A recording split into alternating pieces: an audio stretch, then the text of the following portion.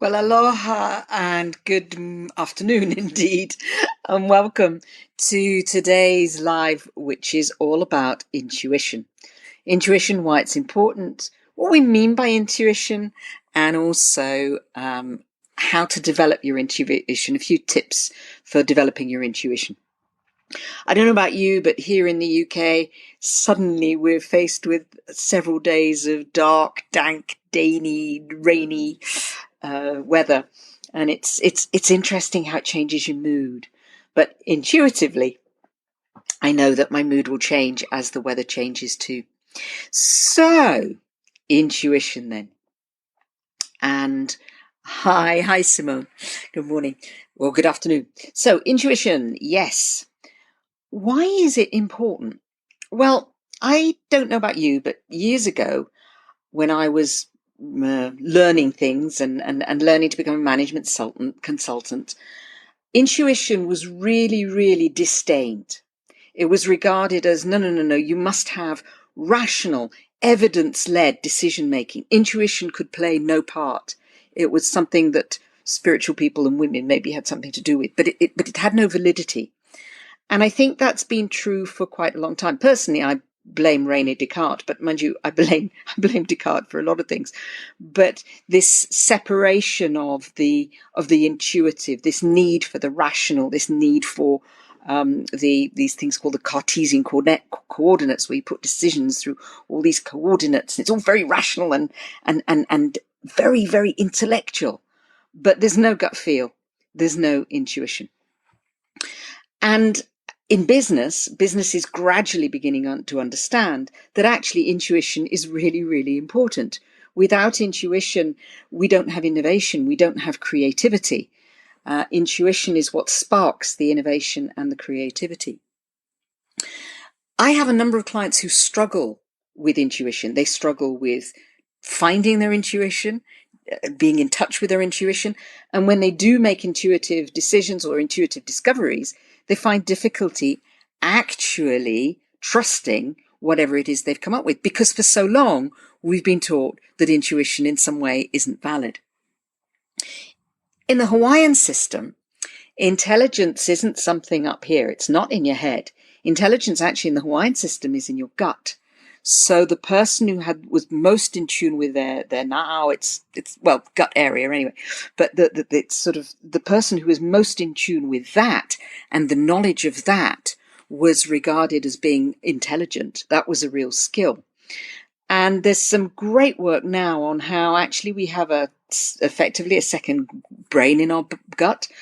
It's not like the brain in the head, but it responds to the environment. It responds to energy. It responds to what's going on in our body. And it also responds to what's going on outside our body.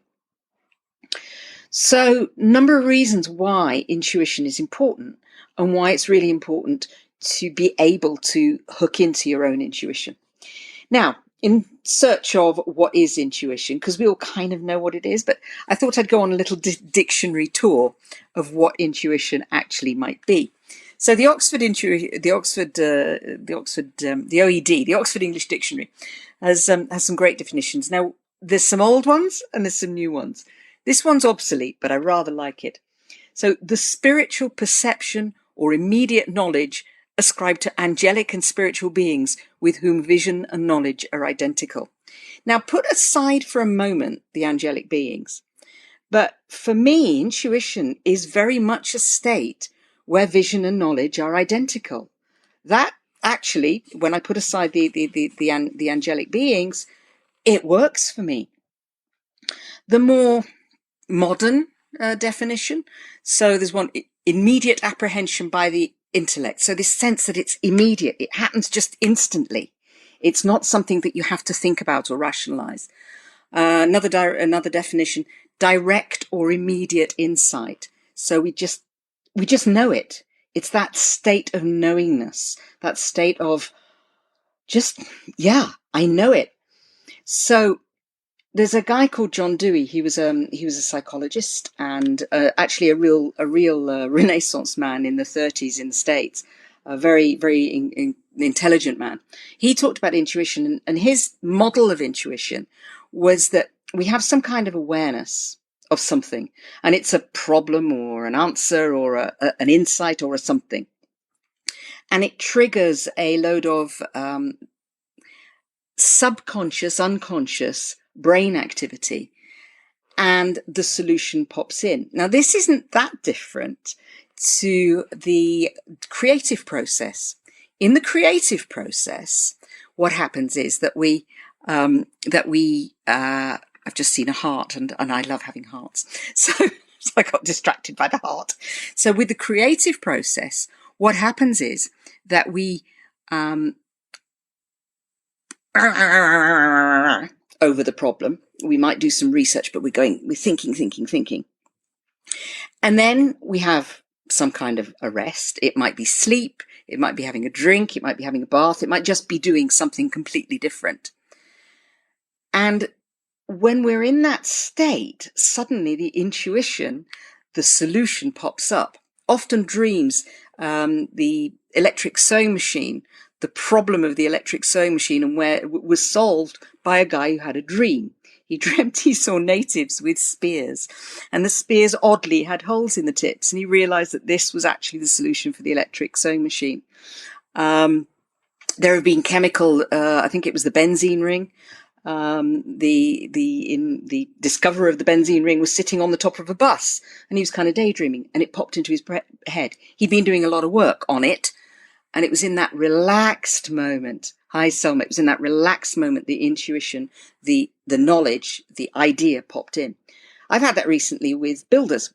I need to get my house repointed. It's lacking in waterproofness. So I've been casting around for builders. Now, I had a great builder. We had a flood a long time ago, and great builder who fixed up, but I thought he was retired, so I completely discounted him. No.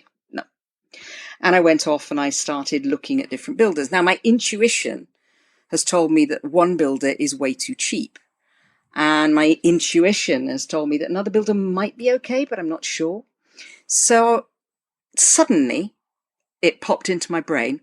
Why didn't I phone my previous builder and ask him just to give me an opinion? That's all. He lives around the corner. He knows my house really well. He can just give me an opinion. So I phoned him up. And it turns out that actually he's still working, and actually he can give me a quote, and he's somebody I can trust. I wouldn't have gone back to him if I hadn't allowed my intuition to bubble up and then trusted and acted on that intuition. So intuition it's not deliberate. If you sit there going, I've got to get the answer, you rarely get the answer. Intuition tends to bubble up in that kind of, very often when we're in a relaxed state and we've done some of the work. One of the things about intuition that's really important is that you've got to be willing to entertain doubt and uncertainty to allow the intuition to bubble up. Very often we're conditioned by conditioned thinking. Well, I think in that way, this is the way it works. If you're totally dedicated to this is the way it works, then it's really difficult to allow the intuition to bubble up.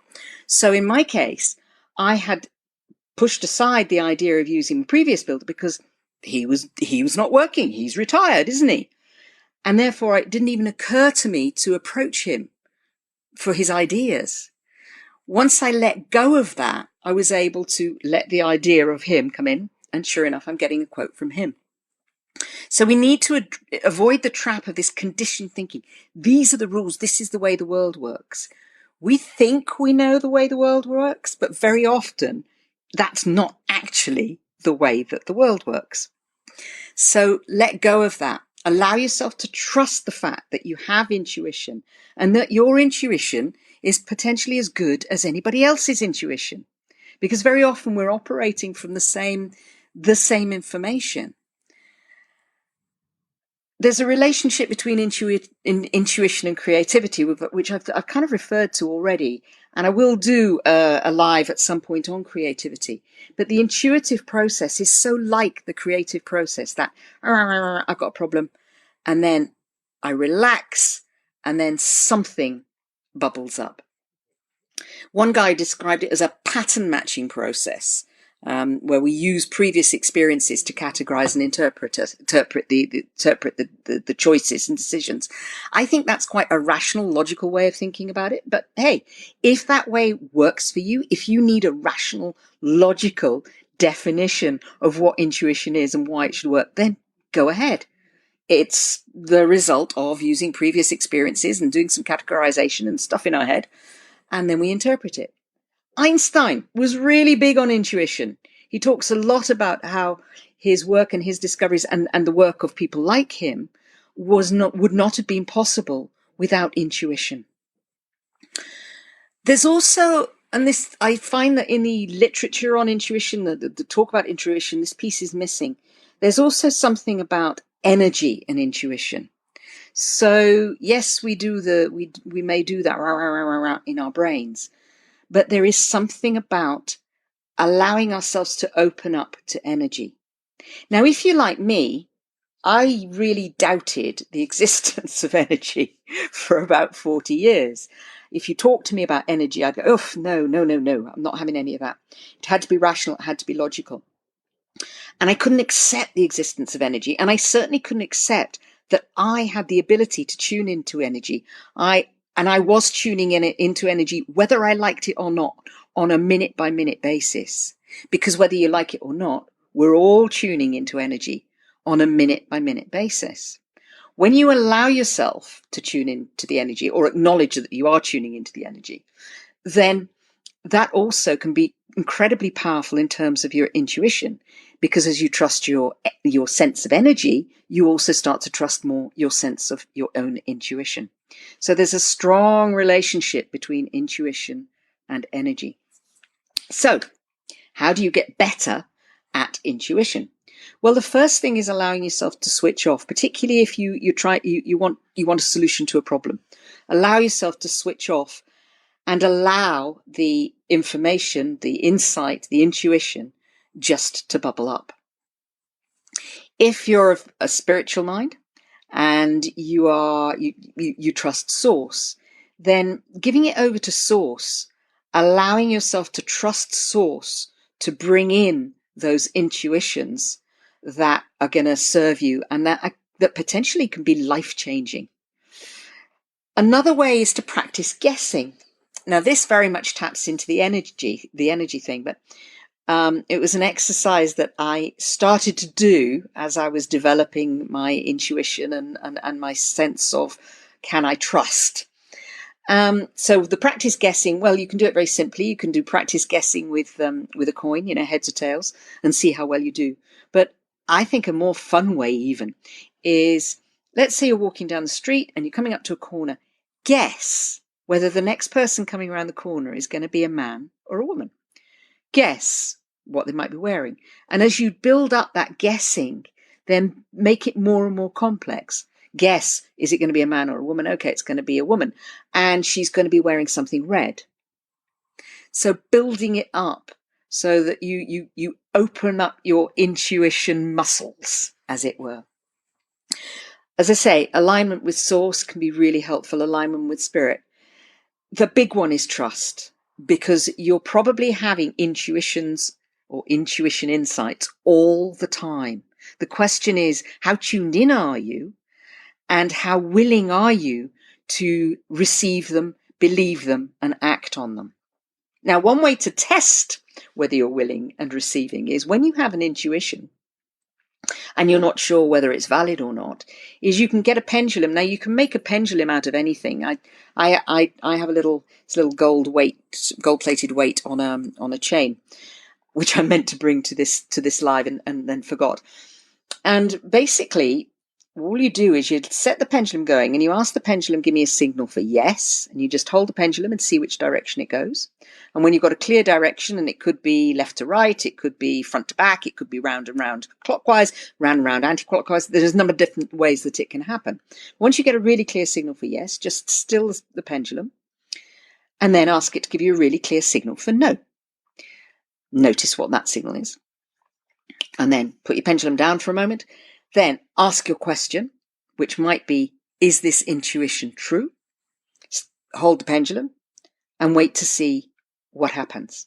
It's a great way of testing quickly whether an idea or an intuition is valid, is a good one. I've done it in terms of pricing some of the services I offer. Okay, so should I charge this price? Yes or no? Yes. Okay, great. No? Okay, let's look at something different.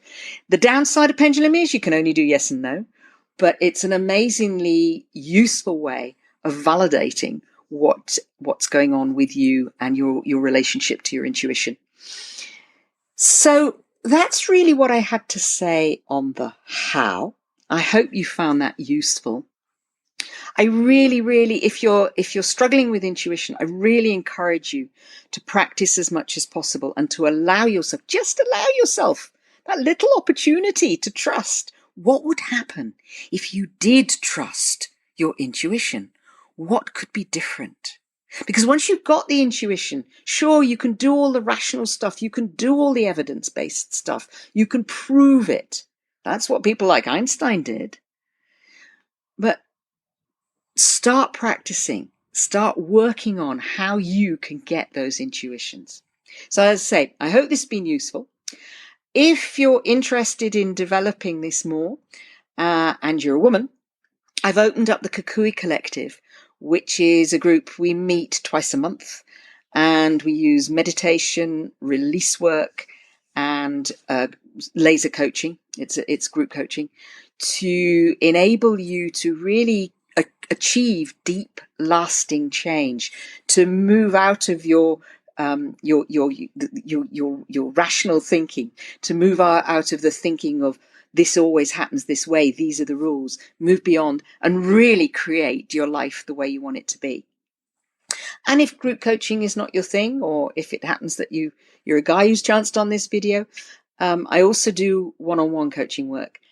Either way, you can either message me or go to secretartofhuna.com/diary to book a call with me.